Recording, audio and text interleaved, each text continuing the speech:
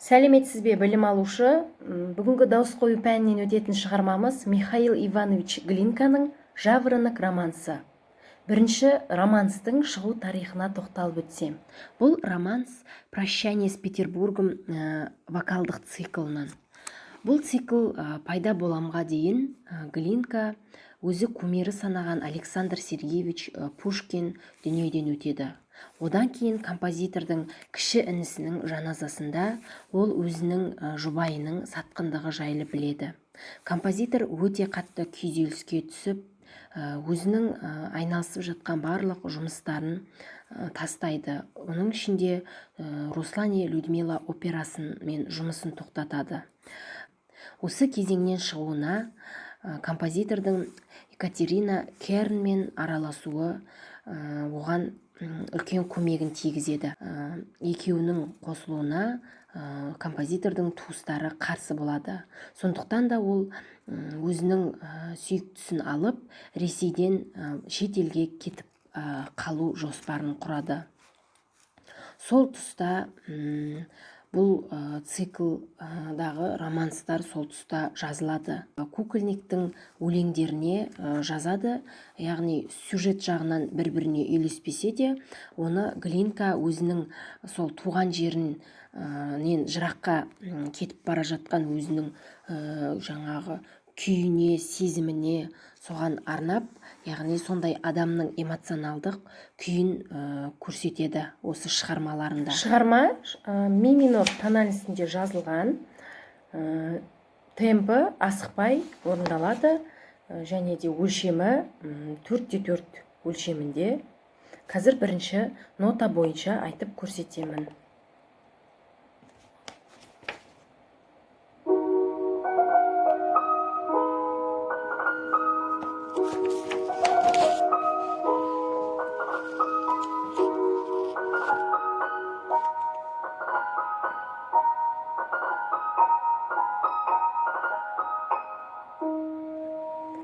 Si, mi, re, do, si, sol, la, si, la, sol, fa, si, mi, fa, sol.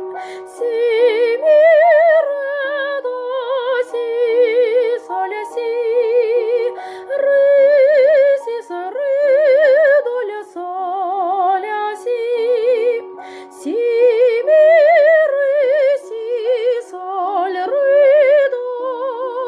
si, fa, mi, si, re, do, si, mi, re, do, si, la, sol, fa, sol, la, sol, mi, si, mi, si, mi, re, do, si, la, sol, fa, la, do, si.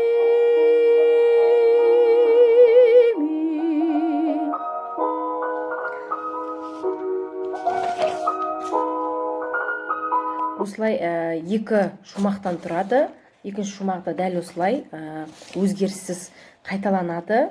Енді бұл арманға толы бір үміттенетін адамның бір жан дүниесіндегі сондай сезімді білдіреді. Сондай бір болашаққа деген үлкен үмітпен қарап, солай айту керек бұл шығарманы. Енді қазір мен сөзімен айтып көрсетемін.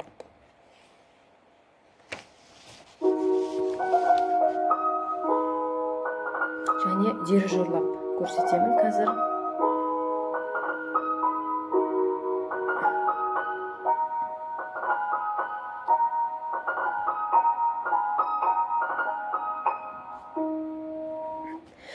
Между небом и землей песня раздается,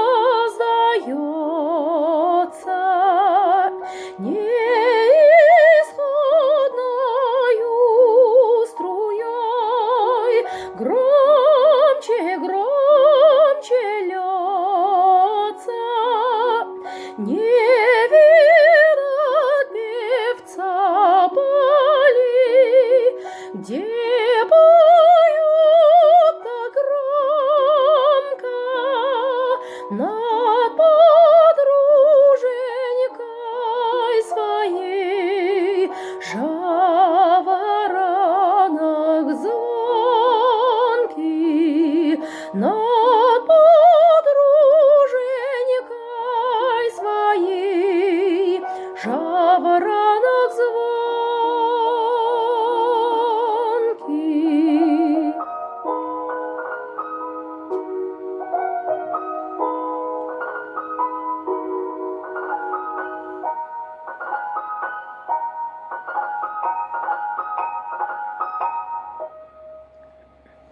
Ветер песенку несет, а кому не знает, такому она поймет, от кого узнает.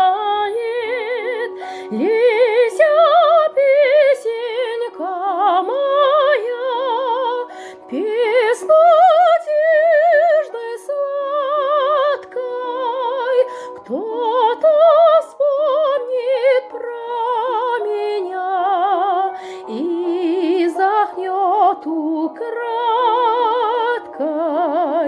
кто-то вспомнит про меня и вздохнет украдкой.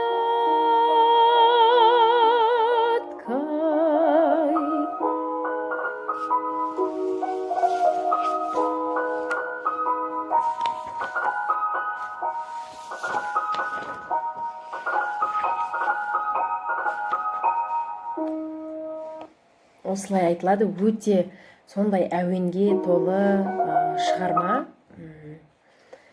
Үйге тапсырма, осыны нота бойынша қарап келу.